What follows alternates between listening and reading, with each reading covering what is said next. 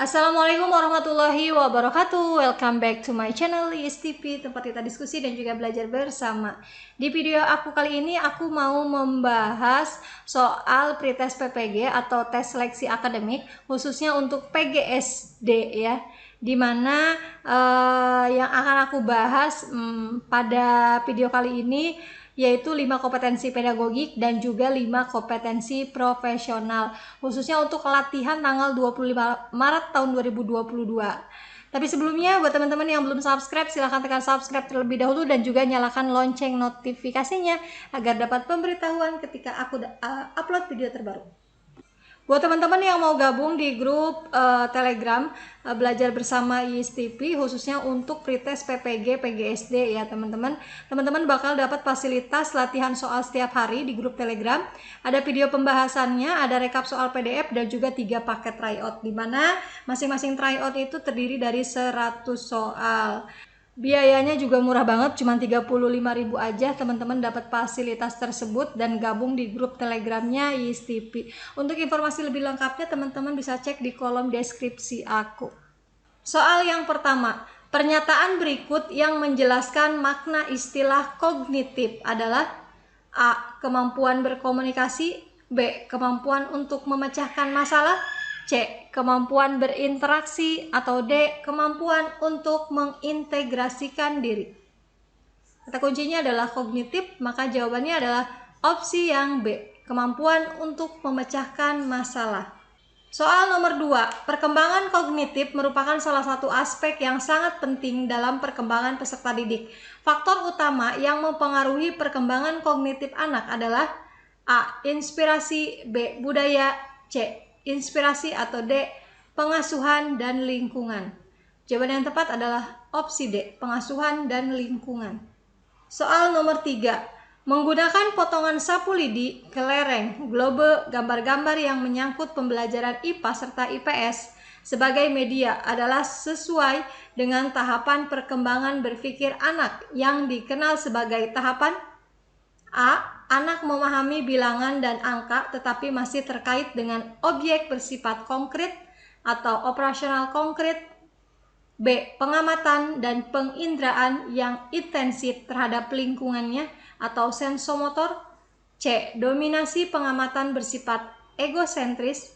Atau D. Kemampuan mengoperasikan kaidah logika yang tidak terikat lagi dengan objek yang bersifat konkret atau operasional formal. Jawaban yang tepat adalah opsi yang A.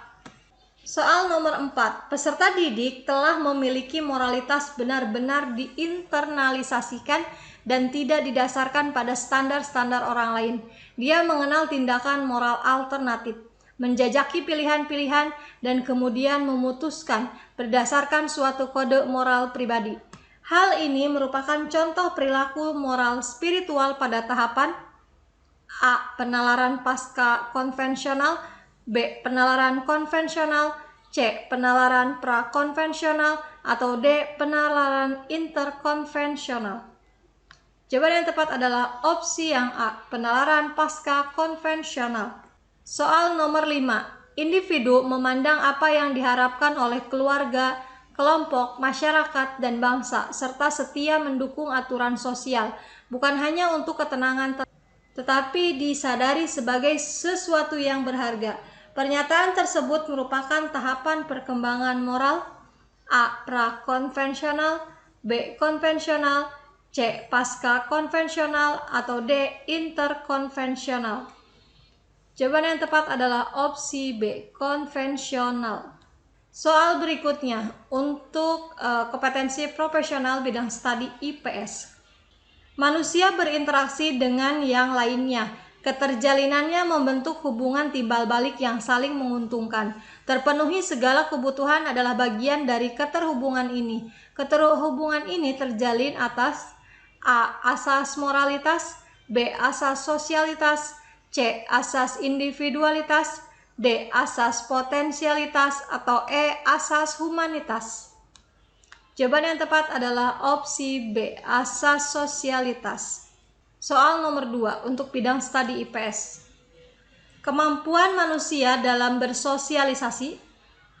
Kesadaran akan tujuan hidup dan kemampuan mempertahankan hidup tidak dimiliki ketika manusia itu lahir, akan tetapi diperoleh melalui A. Proses politik, B. Proses ekonomi, C. Proses akulturasi budaya, D. Proses sosialisasi, atau E. Proses hukum. Jawaban yang tepat adalah opsi yang D. Proses sosialisasi. Soal nomor 3. Penduduk berkumpul di suatu tempat karena faktor pendukung kehidupan berada di sana. Keberadaan penduduk secara terpusat pun pada daerah tertentu menyebabkan di daerah yang lain mengalami kekurangan penduduk. Kondisi ini menimbulkan masalah baru. Banyak program kemajuan daerah menjadi terhambat. Kemiskinan pun bertambah. Jumlah kriminalitas meningkat signifikan.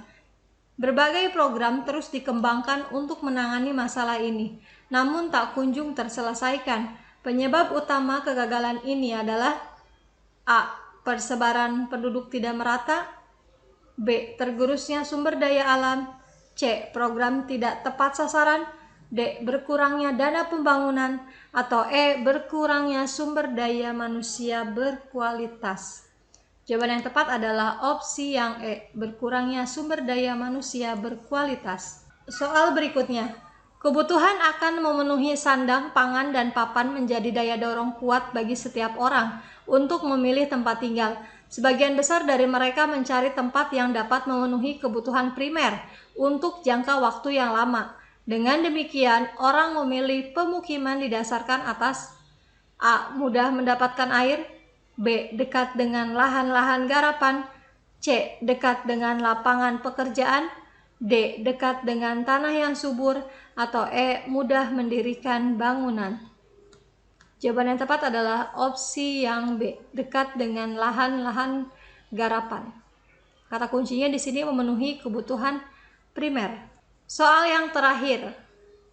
Tekanan ke atas dari magma, gerak lempeng, dan energi yang terkumpul dapat menekan lapisan kulit bumi, sehingga terjadi pergeseran kulit bumi merupakan gejala A. Tektonisme, B. Seisme, C. Vulkanisme, D. Eksogen, atau E. Endogen.